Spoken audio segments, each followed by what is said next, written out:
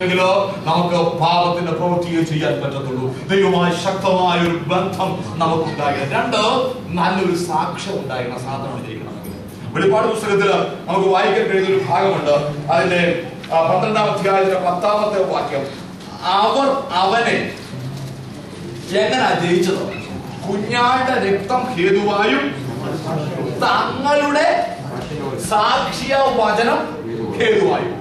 അവൻ സാത്താനോട് ജയിക്കണമെങ്കിൽ നമ്മൾ ഭൂഭൂമിയുടെ കാര്യം, അല്ലെങ്കിൽ വലിയ പ്രവാചകന്മാരെ കൊണ്ടുവന്നിട്ട് സ്പെഷ്യലിസ്റ്റിനെ കൊണ്ടുവന്നിട്ട് ഇറക്കാനൊന്നും പറ്റത്തില്ല. നമ്മുടെ സാക്ഷ്യം നല്ല നിർമ്മല സാക്ഷ്യം നമുക്കുണ്ടായിരിക്കണം. ആമേ.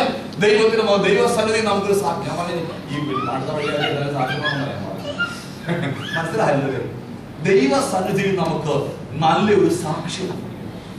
അങ്ങനെയെങ്കിൽ സാത്താൻ നമ്മുടെ അടുക്കാൻ കഴിയത്തില്ല. സാത്താൻ നമ്മുടെ അടുക്കാൻ യേശുവിന്റെ രക്തം രണ്ടാമത് വരട്ടെ.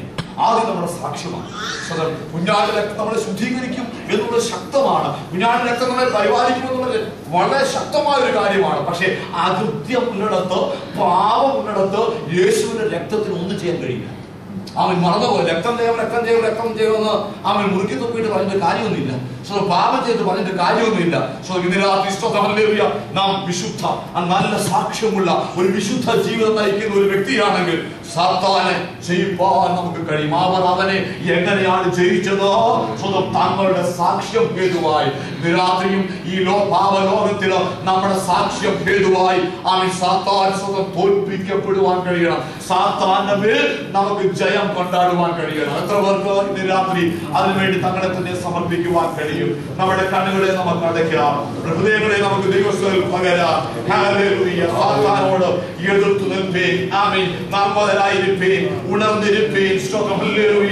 അവൻ ഇന്ന് രാത്രിയും നമ്മെ തോൽപ്പിക്കുവാൻ തക്കവണ്ണം നമ്മുടെ അടുക്കലുണ്ട്.